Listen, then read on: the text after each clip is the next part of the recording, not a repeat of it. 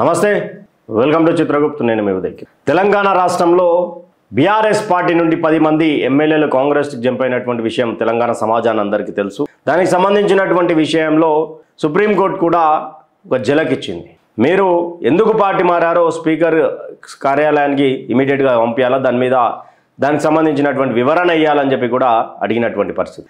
అయితే మొత్తానికి ఇక్కడ బీఆర్ఎస్ పార్టీ నుండి కాంగ్రెస్ పార్టీలోకి ఫిరాయించినటువంటి 10 మంది ఎమ్మెల్యేల గుండెల్లో గుబులు రైలు పరిగెడతా ఉన్నది.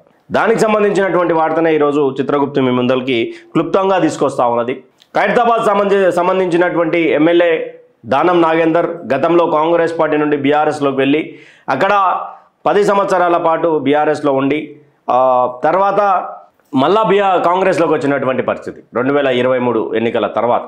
అయితే ఇప్పుడు అనార్హత వేటు పడుతుందేమో అనే భయంతో చాలామంది ఎమ్మెల్యేలు భయపడతా ఉన్నారు. దాంట్లో భాగమే దానం నాగేందర్ కూడా. ఆ భయం అందరికీ ఉంటుంది, ఎందుకంటే రీజన్ లేదు కదా. నియోజకవర్గ అభివృద్ధి కోసమని పార్టీ కండువ కప్పుకోలేదు, మేము దేవుని కండువ కప్పుకున్నామని. ఇక పార్టీ కండువ కప్పుకుంటే కండువ కప్పుకున్నంత మాత్రాన ఎమ్మెల్యేలు మారిరా అని ముఖ్యమంత్రి గారు మాట్లాడడం, ఇవన్నీ కూడా గమనించాల్సినటువంటి విషయం. అయితే ఇప్పుడు దీంట్లో ప్రధాన అంశంగా దానం నాగేందర్ విషయం కనిపిస్తూ ఉన్నది.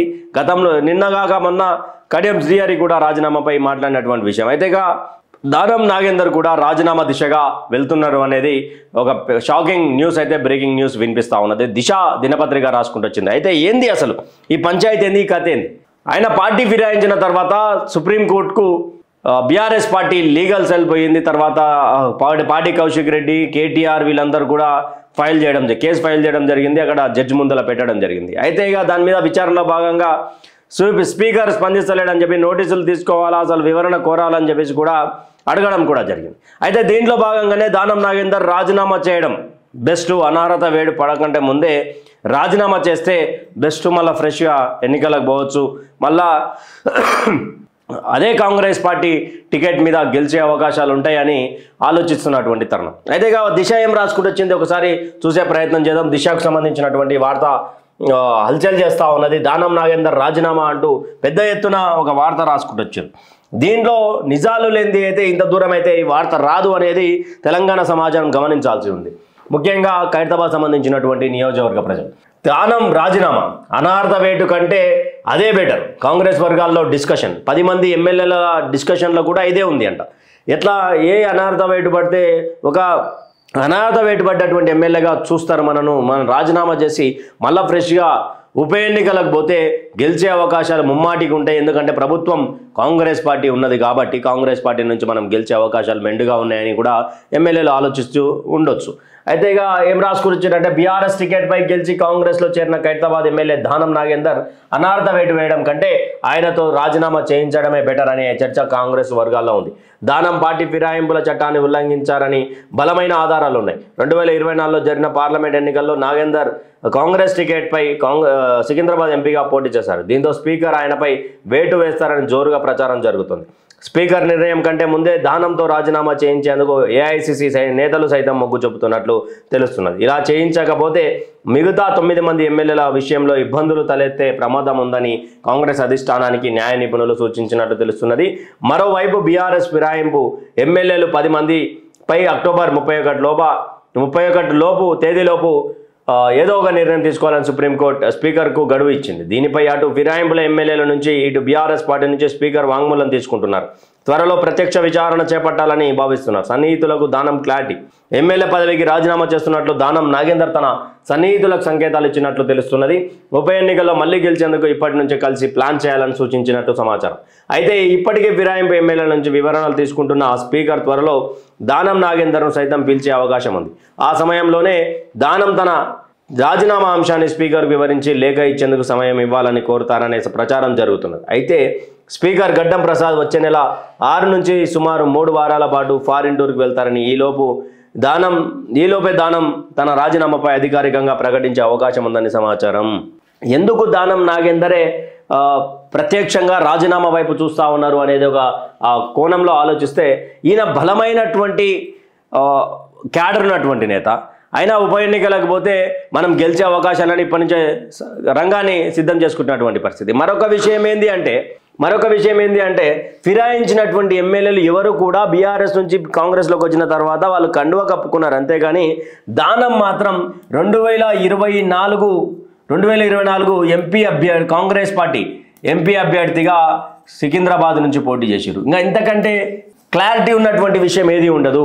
ఎలాగైనా నా మీద అనర్హత వేటు పడుతుంది, వేటు పడక ముందే నేను పార్టీ మారినా అని చెప్పి అందరికీ అర్థమైపోతుంది. దీనికే ఏఐసిసి ఏం చేసింది అంటే ఇక దానంతో రాజీనామా చేయించి మరొకసారి ఉప ఎన్నికలకు పోవాలా, ఉప ఎన్నికలకు పోవడం వల్ల వీళ్ళకి యూజ్ ఏంది అని ఒక ప్రశ్నను తలెత్తితే ప్రశ్న తీసుకొస్తే ఉప ఎన్నికలకు పోతే తెలంగాణ రాష్ట్రంలో మన మీద ఏ విధంగా ప్రభావం ఉన్నది, ఒక జూబ్లీ హిల్స్ కావచ్చు, జూబ్లీ హిల్స్ ఇప్పుడు నెక్స్ట్ ఖైరతాబాద్, ఈ రెండు విషయాలలో మనం బలంగా ఉంటే మనము గెలిచిన ఒక ఉప ఎన్నికలు గెలిస్తే తెలంగాణలో కాంగ్రెస్ పార్టీ మీద వ్యతిరేకత లేదు అని చూపించుకోవడానికి ఏఐసిసి పక్కా ప్లాన్ చేస్తూ ఉన్నదనేది క్లారిటీ ఉన్నటువంటి విషయం. అయితే ఇక అక్టోబర్ 31 తేదీలోపు ఏదో ఒక తుది నిర్ణయం తీసుకోవాలా, ఇంకా పొడిగించేది లేదు అని సుప్రీంకోర్టు గట్టిగా స్పీకర్కి కార్యాలయానికి చెప్పినటువంటి విషయం అందరికి తెలిసిందే. సుప్రీంకోర్టు కూడా చాలా సీరియస్గా ఉన్నది. ఒక పార్టీ టికెట్ మీద గెలిచి ఇంకో పార్టీలకు పోయి ఇష్టారీతిన మీరు పార్టీలు మారి ప్రజలను మభ్యపెడతా ఉన్నారు, ప్రజలకు అభివృద్ధిని దూరం చేస్తూ ఉన్నారు అంటే ఇక్కడ ఎమ్మెల్యేలు ఏమంటా ఉన్నారు, అభివృద్ధి కావాలి కాబట్టి మేము కాంగ్రెస్ పార్టీ వైపు పోయినామని ఒప్పుకోవడం లేదు. మేము జస్ట్ ఆయన కలవడానికి పోయినాం, ముఖ్యమంత్రిని కలవడానికి వేరే పార్టీ నుంచి పోతే జస్ట్ కండువ కప్పిరు, అది దేవుని కండువా అని చెప్పేసి ఎమ్మెల్యేలు మాట్లాడుతూ ఉంటే ముఖ్యమంత్రి గారు మాట్లాడినటువంటి మాటలు ఏందయ్యా అంటే పార్టీ కండువ కప్పినంత మాత్రాన పార్టీలో ఎమ్మెల్యేలు మాట్లాడుతున్నారు, అదొక షాక్ గురి చేసేటువంటి విషయం ఇదే. ఎందుకు అనగా ఇక్కడ ఎమ్మెల్యేలకు సపోర్ట్గా రేవంత్ రెడ్డి కూడా మాట్లాడలేడు. ఎందుకంటే మా ఎమ్మెల్యేలు అని చెప్తే వీళ్ళ మీద అనర్హత వేటు వేయాల్సిందే. ఇప్పుడు దానం మీద అనర్హత వేటు పడితే ఒక రాజకీయ తన లైఫ్కి ఒక మచ్చగా చూడొచ్చు. అదే మరొక విషయాన్ని ఇక్కడ క్లుప్తంగా మాట్లాడుకోవాల్సింది ఏంటంటే ఇక్కడ గడ్డం ప్రసాద్ 3 వారాల పాటు ఫారెన్ టూర్కి వెళ్తా ఉన్నారు. వచ్చే నెల 6 తారీఖు తర్వాత పోతా ఉన్నారు. 6 తారీఖు లోపే ముహూర్తం 6 తారీఖు లోపే ఇక్కడ రాజీనామా చేయాలా అని ఒక ఆలోచనలో దానం నాగేందర్ ఉన్నట్టుగా తెలుస్తూ ఉన్నది. అక్టోబర్ 31 తేదీలోపు వీళ్ళు ఏమైనా ఆన్సర్ ఇవ్వలేదంటే సుప్రీంకోర్టు యాక్షన్ తీసుకునే అవకాశాలు మెండుగా కనిపిస్తూ ఉన్నాయి. అయితే ఇక్కడ రాజీనామా చేసిన తర్వాత ఆల్రెడీ ఈయన ఏం చెప్పిన సన్నిహితులకు దానం క్లారిటీ, సన్నిహితులకు అంటే అనుచరులకు కావచ్చు, తనతో ఉన్నటువంటి దోస్తులకు కావచ్చు, నియోజకవర్గంలో ఉన్నటువంటి లీడర్లకు కావచ్చు, ఆయన క్లారిటీ ఇచ్చినటువంటి పరిస్థితి. అరే నాయన మనం అనర్హత వేటేసారనుకో గలీజ్ అయిపోతాము, మనం రాజీనామా చేసేద్దామని చెప్పేసి కూడా ఒక వార్త ఆయన చెప్పినట్టుగా దిశ రాసుకుంటూ వచ్చింది. అయితే నిజానికి దానం నాగేందర్ ఉప ఎన్నికలకు పోతే గెలుస్తాడా గెలవడా పక్కన పెడితే అనర్హత వేటు కంటే ఉప ఎన్నికలకు గెలిచినా ఓడిపోయినా అని ఒక పేరు ఉంటుంది పార్టీ టికెట్ మీద. గతంలో ఈటెల రాజేందర్ బీఆర్ఎస్ నుంచి వచ్చిన తర్వాత ఆయన పార్టీకి రాజీనామా చేసి ఎమ్మెల్యే పదవి రాజీనామా చేసి మళ్ళీ ఒక ఉప ఎన్నికలకు పోయిండు, అక్కడ గెలిచిండు. ఎస్ హుజురాబాద్ గడ్డ ఈటెల రాజేందర్ అడ్డ అన్నట్టుగా నిరూపించుకున్నాడు. తర్వాత మునుగోడు సంబంధించినటువంటి ప్రస్తుత ఎమ్మెల్యే రాజగోపాల్ రెడ్డి గతంలో కాంగ్రెస్ పార్టీకి రాజీనామా చేసిండు. తర్వాత 10,000 ఓట్లతోటి ఉప ఎన్నికలలో ఓడిపోయాడు. అది కూడా రాజకీయ లక్షణం ఉన్నటువంటి నాయకుని లక్షణం అది. అయితే ఇప్పుడు దానం కూడా అదే రీతిలో పోతామన్నాడు. కాకపోతే వాళ్ళు పార్టీ నుంచి బయటికి వచ్చేసి రాజీనామా చేసి ఉప ఎన్నికలకు పోయారు. ఇప్పుడు అనర్హత వేటు పడితే రాజకీయ జీవితానికి పెద్ద మాయని మచ్చగా కనిపిస్తుంది. దానం నాగేందర్ తీసుకున్నటువంటి నిర్ణయం అది రాజకీయ విశ్లేషకులను అడిగితే ఎస్ బాగున్నది, కాకపోతే గెలుస్తాడా ఓడిపోతాడా అనేది పెద్ద చర్చగా మారింది ఈ సందర్భాలలో అని చెప్పి కూడా కొంతమంది విశ్లేషకులు మాట్లాడుతారు. తెలంగాణ రాష్ట్రంలో జరుగుతున్నటువంటి కాంగ్రెస్ పార్టీ పాలన మీద ఉప ఎన్నికలలో కాంగ్రెస్ గెలిస్తే మాత్రం వ్యతిరేకత లేదు, బీఆర్ఎస్ బీజేపీ బురద చల్లుతున్నది అని చెప్పి కాంగ్రెస్ పార్టీ బహిరంగంగా చెప్పే దాఖలాలు జిహెచ్ఎంసీ కార్పొరేషన్ ఎలక్షన్లలో చాలా మెండుగా కనిపిస్తాయి. అయితే ఇంకా జిహెచ్ఎంసీ ఎలక్షన్ల కంటే ముందు ఉప ఎన్నికలు వస్తే కనుక ఇక్కడ ఒకవేళ కాంగ్రెస్ గెలిస్తే జిహెచ్ఎంసీ హైదరాబాద్ ప్రాంతంలో ఒక్క ఎమ్మెల్యే కూడా లేనటువంటి తరుణంలో, కాంగ్రెస్ పార్టీ నుంచి టికెట్ గెలిచినటువంటి ఎమ్మెల్యేలు ఎవరు కూడా లేనటువంటి తరుణంలో వీళ్ళు గెలవడంతో ఒకవేళ దానం గెలిచిండే అంటే జిహెచ్ఎంసీ ఎన్నికల మీద కూడా కాంగ్రెస్ పార్టీ పెత్తానం చూపించే అవకాశాలు ఎక్కువగా ఉంటాయి. మరి దానం రాజీనామా ఎంతవరకు కరెక్ట్, దానం రాజీనామా ఎంతవరకు సముచిత ఆలోచన అనేది మీ కామెంట్ల రూపంలో చెప్పండి.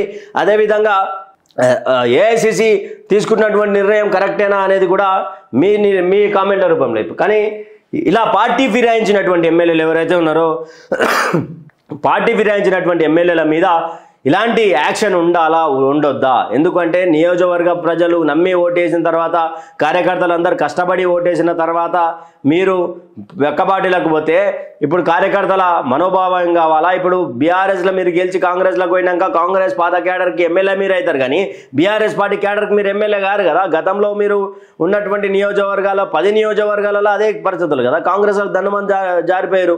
అదే కాంగ్రెస్కి సంబంధించినటువంటి కార్యకర్తల పెత్తనం బీఆర్ఎస్ కార్యకర్తల మీద ఆటోమేటిక్గా ఉంటుంది. ఎందుకంటే వాళ్ళు ప్రభుత్వంలో ఉన్నారు కాబట్టి. పోలీస్ స్టేషన్ల విషయంలో కావచ్చు, గవర్నమెంట్ అధికారుల విషయంలో కావచ్చు, ఇంకా వివిధ రకాలుగా బీఆర్ఎస్ పార్టీకి సంబంధించి మిమ్మల్ని గెలిపించినందుకు వాళ్ళు ఇబ్బందులు పడతా ఉన్నారు గ్రౌండ్ స్థాయిలో కార్యకర్తలు.